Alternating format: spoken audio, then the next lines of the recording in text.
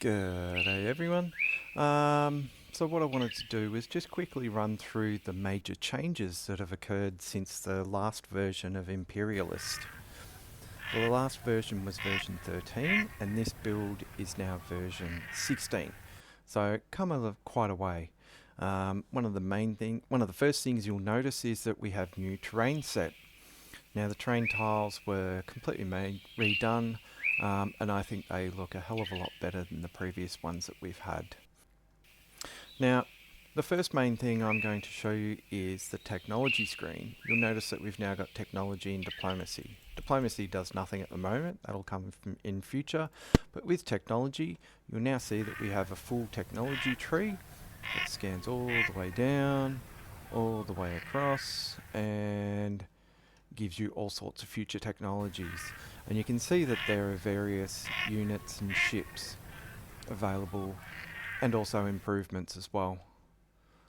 And so what you've got is you've got 4 slots that you can research to. You've got a couple that you can research, these light grey ones you can't. And I already have the 2 field system, so I'm going to choose 3 field systems so I can build level 2 wheat farms. I'm going to choose land enclosure so I can get level 2 cattle farms, and that will help to shore up my food industry. And what I'm going to do is I'm going to choose mine engineering because this unlocks a lot of technologies for mines. And lastly, I'm going to come down here and I'm going to get, where is it?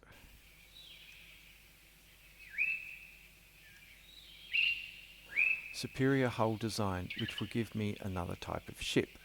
And you can see over here I'll be spending $100 for 10 turns for each of these. So that's the technology tree. Now the next major thing that you'll notice is that there are now minor nations. So as well as, white, yellow, brown, blue, the major nations, there are now these minor nations, and they also start with units and civilians, and they will actually work their province. They won't be able to capture more provinces, but they'll work their own province. Also too, they will defend their province as well, so now you'll need to properly build an army.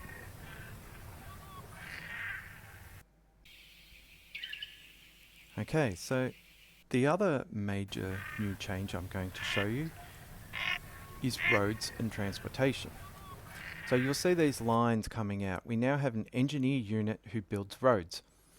Now at the moment I've got it on debug colors just for the temporary, but they will actually have roads, proper road graphics.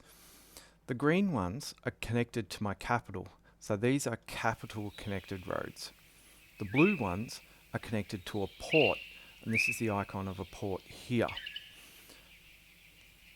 Now the way transportation works is that all goods must be transported to your capital. And we go to our logistics screen and you can see they can either be transported by wagon or by ship.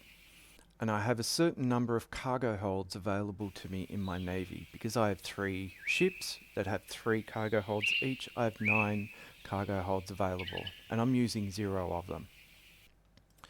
So what you'll see here is that on the blue I've got a grain, a cattle and a horse improvement, and that's on the blue road. On the green road I have a grain, I have a bronze, that's a copper, a cattle and a tin resource. Okay, any improvement that is on a green capital connected road, their yields are transported automatically by wagon. Any improvement that is on a blue road, a port connected road, must have their goods transported by boat. This is where the new logistics screen comes in.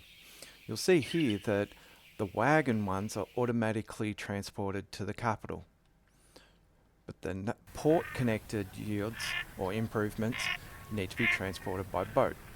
So I can now allocate my grain, my cattle, and my horses to boats, you'll see that I'm using 3 of my 9 cargo holds. And next turn, they will arrive in the capital ready for usage. And that is transportation.